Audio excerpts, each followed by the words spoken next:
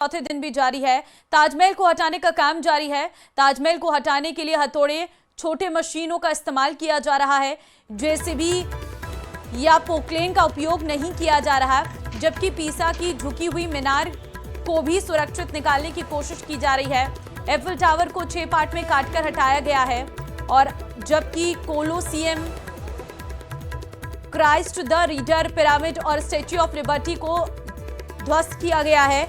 7 wonder के अलावा seize संस्थानों और भवनों पर भी गाज गिर सकती है। आपको बता दें कि महंगे मार्बल और स्ट्रेचर को सुरक्षित रखने की कोशिश की जा रही। 7 वंडर स्मार्ट सिटी के तहत बनाए गए थे। एनजीटी के नोटिस के बावजूद 7 वंडर का निर्माण कराया गया। दरअसल सुप्रीम कोर्ट ने आना सागर वेटलैंड में बने इन वंडर्स को अवैध घोषित किया था, इसलिए अजमेर विकास प्राधिकरण इन 7 अजूबों को गिराने की कार्रवाई कर रहा।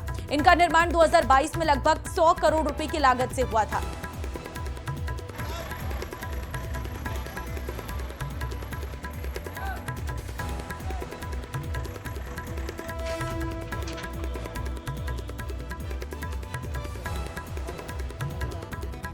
तो देखिए, सुरक्षित रूप से इन्हें यहां से हटाया जा रहा है। 6 पार्ट में काटकर हटाया गया आईफिल टावर।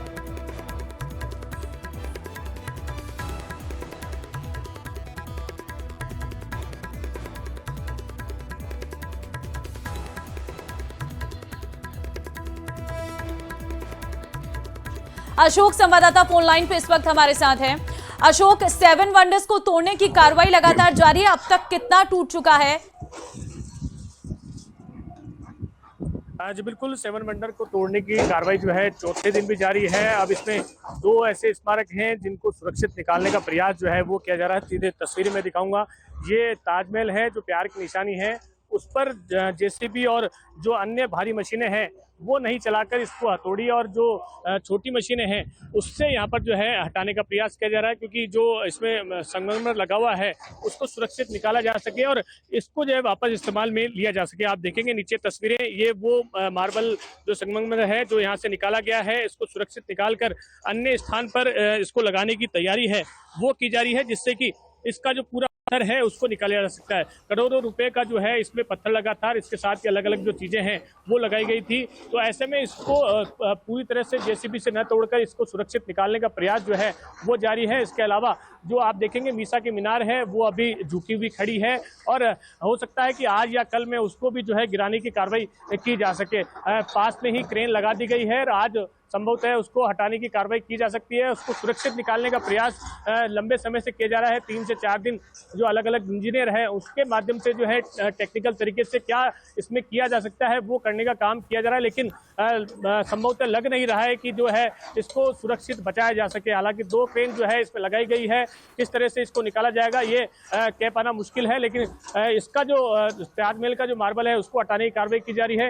एफिल टावर की जो तस्वीरें हैं वो मैं दिखाऊंगा। एफिल टावर को 6 पार्ट में काटा गया। अब जो अंतिम पार्ट है उसको भी जो है एक बड़ी क्रेन के माध्यम से खोलने की तैयारी हो गई है। उसको काट दिया गया है बीच में से और उसको भी जो है हटाने की कार्रवाई यहाँ पर की गई है। जो मिस्र का पिरामिड है वो पूरी तरह से क्षतिग्रस्त जो है उसको कर दिया गया है। तो संभवतः जो चीजें हैं उन सभी को हटा दिया गया है। 17 तारीख जो सितंबर है, 17 सितंबर तक तमाम जो यहाँ पर 7 वंडर्स थे उनको हटाने की कार्रवाई यहाँ पर की जानी है। तो 17 से पहले जो है इन सभी को हटाने की कार्रवाई यहाँ पर की जाएगी। अब उसके बाद जो है 17 सितंबर के बाद आसपास में जो 32 से 35 ऐसे सीज भवन थे जिसमें अलग अलग जो संसाधन थे वो चलाए जा रहे थे, जिसमें रेस्टोरेंट भी थे, होटल भी थी और अन्य जो संस्थान हैं वो संचालित हो रहे थे। तो अब हो सकता है कि इसके बाद जो है उन पर भी गाज गिरे और उसी को लेकर जो है लगातार कार्रवाई यहाँ पर की जा रही है। तो अब जो है लगातार जो है सुप्रीम कोर्ट की ओर से जो निर्देश मिले थे उसके निर्देशों की पालना की जा रही है। एनजीटी की गाइडलाइन की अवहेलना की गई थी। तो मैं पास में आपको तस्वीरें दिखाऊं तो ये आना सागर झील की तस्वीरें हैं। इस झील के कैचमेंट एरिया में जो है बिना अनुमति के, बिना एनजीटी की जो जानकारी के इस जो 7 वंडर का निर्माण कर लिया गया था। इसके अलावा कई ऐसे निर्माण हैं जो 32 निर्माण ऐसे बताए जा रहे हैं, 32 से 35 उनको यहाँ पर जो कर लिया गया था उनको सीज की कार्रवाई है वो की गई है। तो अब 7 वंडर के बाद उनका नंबर भी आ सकता है, क्योंकि 8 किलोमीटर की परिधि के आसपास जो है ये आना सागर झील है, उसमें कैचमेंट एरिया जो है बड़ी संख्या में जो है उसको अतिक्रमण करते हुए या फिर खातेदारी की जमीन को उस पर जो है व्यावसायिक निर्माण करने के नाम पर जो है उनको अतिक्रमण कर लिया गया। लेकिन अशोक, आपसे ये भी जानना चाहूंगी, क्या जो अब अगली सुनवाई है तब तक ये पूरी तरह से काम यहाँ पर संपन्न हो जाएगा, हटा दिए जाएंगे ये सभी वंडर्स? जी बिल्कुल, जो राज्य सरकार है उनकी ओर से एफिडेविट दिया गया था कि 6 महीने के भीतर इसको हटा दिया जाएगा। उसकी तारीख जो है 17 सितंबर है, 17 सितंबर तक, क्योंकि सरकार ने, जो प्रशासन है उसने खुद ने बोला था कि 17 सितंबर तक हटा दिया जाएगा। तो उसको लेकर जो है ये कार्रवाई जो है वो जारी है और उसी को ध्यान में रखते हुए लगातार जो है तोड़ने की कार्रवाई, क्योंकि पिछले 4 दिन से जो है अलग अलग जो स्मारक थे उनको यहाँ पर तोड़ा गया है और सुरक्षित निकालने का हालांकि प्रयास किया गया, लेकिन संभवतः लगता नहीं है कि कुछ भी चीज यहाँ पर बचने योग्य है, क्योंकि अगर ये संगमरमर की बात करें उसको भी तोड़ा जा रहा है। अब ये कहां लगेगा, कैसे लगेगा, ये भी देखने वाली बात होगी। इसके अलावा जो मीसा की मीनार है वो फिलहाल खड़ी है, आज उसको भी हटाने की कार्रवाई यहाँ पर की जा रही है। जो 2 क्रेनें हैं उनके माध्यम से उसको प्रयास किया जा रहा है कि सुरक्षित रखा जा सकता है, लेकिन संभवतः लग नहीं रहा है कि वो जो है सुरक्षित यहाँ पर बची जा सके। करोड़ों की लागत से बना, कई दिनों की मेहनत के बाद अब इसे पूरी तरह से तोड़ा जा रहा है। ये अपने आप में बहुत बड़ा नुकसान जरूर है आम जनता का, लेकिन इस पर अवैध तरीके से बना है तो इसे पूरी तरह से ध्वस्त किया जा रहा है। बहुत धन्यवाद आपका अशोक, तमाम जानकारी देने के लिए। जयपुर से आ रही है एक बड़ी खबर, जहां पर जयपुर के जनाना अस्पताल में प्लास्टर गिरा है। गायनिक वार्ड में मरीज के बेड पर यह प्लास्टर गिरा है। बेड पर प्लास्टर गिरने से एक मरीज घायल है। अस्पताल प्रशासन ने दूसरी जगह शिफ्ट किया है। अस्पताल में आए दिन इस तरह से प्लास्टर गिरने की घटनाएं सामने आ रही हैं। तो गायनिक वार्ड में भर्ती मरीज के ऊपर यह प्लास्टर गिरा है, जिसमें एक मरीज के घायल होने की सूचना आ रही है सामने। फिलहाल मरीजों को दूसरी जगह पर शिफ्ट कर दिया गया है। आप तस्वीरों के माध्यम से देख सकते हैं, यहां पर जो मरीज भर्ती थे उनके ऊपर ये प्लास्टर गिरा है। रोशन संवाददाता फोन लाइन पे हमारे साथ हैं। रोशन, आप खबर आ रही है कि जनाना अस्पताल में प्लास्टर गिरा है? जी बिल्कुल, देखिए राजधानी जयपुर का ये जनाना हॉस्पिटल की जो तस्वीरें आप देख सकते हैं, जनाना हॉस्पिटल का एक गायनिक वार्ड है।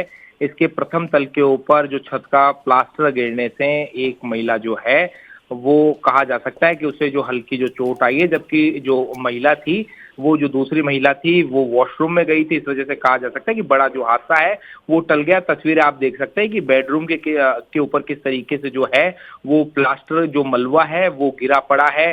कुल मिलाकर गनीमत ये रही कि किसी को जो बड़ी है वो चोट नहीं आई है। जो घटना के बाद में कहा जा सकता है कि जो मरीजों को जो है हल्की जो ड्रेसिंग करने के बाद में दूसरी जगह शिफ्ट किया गया। इसके बाद में जो वार्ड के अंदर जो मौजूद जो मरीज थे उनके अंदर भय का माहौल है।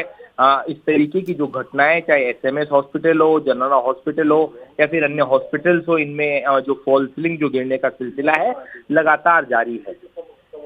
ठीक है, लेकिन जो मरीज के ऊपर ये प्लास्टर गिरा है, क्या वो ठीक है या उन्हें चोट भी लगी है?